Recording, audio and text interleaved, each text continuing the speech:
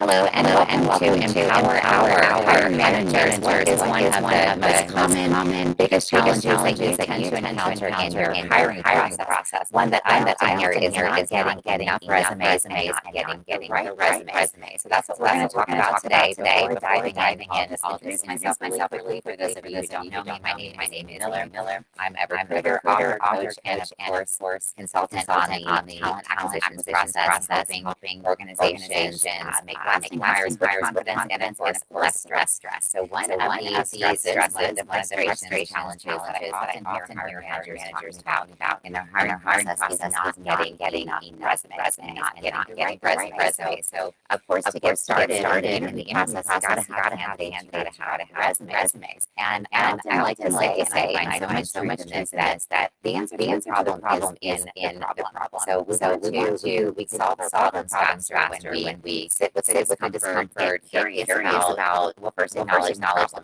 So that's what I mean by sitting with discomfort. But then also take it a step further by getting curious about why is this problem showing up. So we focus on the frustration. We are thousands closer to the solution. So if you're not getting enough resumes or you're not getting quality resumes and not getting quality resumes, it doesn't mean that your resume is bad. It doesn't mean that your resume is not a quality resume. It just means that the background experience is maybe not what hiring manager needs for that particular opening, and that's okay. But let's dig in a little bit deeper to why that might be. So hiring managers, if you're not getting enough resumes, resumes from your recruiter, you want to think about how has your communication been with your recruiter. Sometimes I'll hear from hiring managers that their internal team they posted this is exactly what we're looking for, and then they're getting resumes that are not that at all. And here's the thing with communication. Effective communication is so challenging for so many different reasons. One of which is we stop and think about it. How often do we actually say what it is we really mean? We might be thinking that we know what we need to say, but what we say is actually not what we mean. So that's problem challenge number one with communication. But then the other challenge there, let's say we do take care to clearly articulate and effectively communicate what it is we need, or what it is we may say, what it is we need in our candidate profile. But just another example, candidate profile with any resumes aside, we're all coming to maybe the same situation, but with our own unique perspective derived from our own unique experiences. So we don't always fully grasp what it is another person is trying to tell us. That's why one reason why it likely takes several times for us to understand what product the commercial is actually advertising. Everything doesn't always sink in the first time around. So hiring managers, if your process with your internal recruiters is not to maybe connect with them on the phone and instead just have a system where they go and they look at the posting, I'm going to say that that's not enough. You want to connect with your recruiter, whether it's your internal recruiting team or your external recruiting team, to have at least a 15 or so minute conversation, not just about what you're looking for in your candidate profile, but also why. And you want to really hone in and articulate specifics on this is my ideal perfect candidate, this that checks all of these boxes, this is what I want in a perfect world. Now if they check some of these boxes and not all, here's a second profile that could also work, and maybe even here's a third profile that can also work. Now you want to trust your recruiter. They know how to hunt, they know how to search for criteria, so you want to trust that they will know if they need to go a little bit outside of the box. If we are searching, and we are not finding all of the qualifications that you're looking for, but this candidate has this and they don't have this, but I think they're strong because of this, trust that your recruiter is going to understand that and still vet and then present that candidate if they might be a fit. And I sometimes wonder how if hiring managers maybe don't trust that a recruiter is going to do that, or maybe there's some fear there that they're going to skip over some potentially strong or qualified candidates. And the reason I say that is there have been many times where I've gotten on the phone, connected with the hiring manager, which I always appreciate when they give me that time at the start of the search to have a conversation with me, to share with me a little bit about the company, the culture, the product, what they're looking for and why, this communication starts building the relationship there. And who do we work harder for? People that we feel connected to and that we know. So you want to connect with your recruiter, whether it is internal, they're internal, or from your or external. Okay, so circling back to candidate profile. So a lot of times I have connected with hiring managers that say they're wide open on the profile, and I know I've talked about this before, but it came up again just recently. And then what happens is it's always a flag to me, and I'm going to do what the hiring manager asks. So if they say, uh, ideally, I'd like to have this, but we're probably not going to be able to find that in this geography. So I'm really open. I can coach them up, I can train them. Then I'm going to present candidates that I feel like are strong, but maybe they have a different kind of background than what that position would normally require. And then what happens, and this always happens, the hiring manager never interviews those candidates. And I'll follow up, and that candidate will be following up with me. And I never hear from the hiring manager on that candidate. Or when I do, they'll say, well, these other candidates, this candidate that you presented doesn't have XYZ experience. But you told me in our initial call that you were not requiring that experience. So we want to say what we mean. So tell your recruiter, this is exactly what I want. Because the more narrowed our focus is when we're searching, the better job we can do for you. We can do it faster and more precise and deliver the candidates, the resumes that you want more quickly. Because otherwise, we are spreading our focus. And when we are focused, is spreading our energy in 5 different directions, 20% here, here, here, here, and here. I learned this the hard way back when after I graduated college and I was trying to get my career started at a really challenging time. It took me 4 years after college, I kept waiting tables and I was really struggling. I was really trying hard. It wasn't for lack of effort. I was going on lots of interviews, but I was spreading my focus too thin. And so I wasn't going anywhere. Well, the same thing is going to happen with your recruiters. If we have this really, really wide talent pool, it's going to be very slim chances that we're going to hit the target that you want. So don't be afraid to identify what it is you want. Take it a couple layers back, why you want it, but then articulate that, communicate that effectively to your recruiter, and trust that they will know if they need to go a little bit outside of the box. Because otherwise, even if you're not spending time interviewing the candidates that they send you, you're going to be frustrated, not understanding why they're not sending you what you wanted.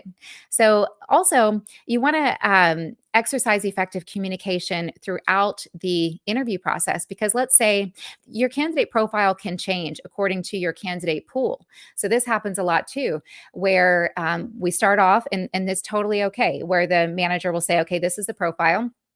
So I'm searching for that. But then later, oftentimes managers are working with multiple recruiters. They've got, maybe a decent size candidate pool. So now based on their candidate pool, the criteria has changed. Well, if you don't let your recruiter know, communicate that, you can send them an email, you can give them a quick phone call, you can even give them a quick voice text, which takes like 20 seconds. So a little bit of time, taking that time is going to later create time, because then any time that your recruiter is wasting time searching in a candidate pool that's not ideally what you want, they're wasting your time too, because then you're not getting the candidates that you're looking for, and then the process is dragging out.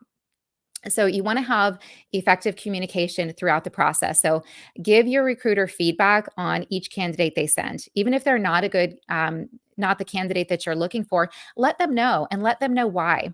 It'll probably take you 2 minutes to send that email with that information. And that's really going to help your recruiter hone in and further target the search for you. Because otherwise, a good recruiter is going to follow up. I don't like to bother my hiring managers, but candidates are following up with me if we haven't heard anything. And if we haven't heard anything, chances are the hiring manager is moving forward with other candidates or doesn't feel like it's a fit. But I don't really like to assume. So I'm going to do my due diligence to keep following up with the hiring manager.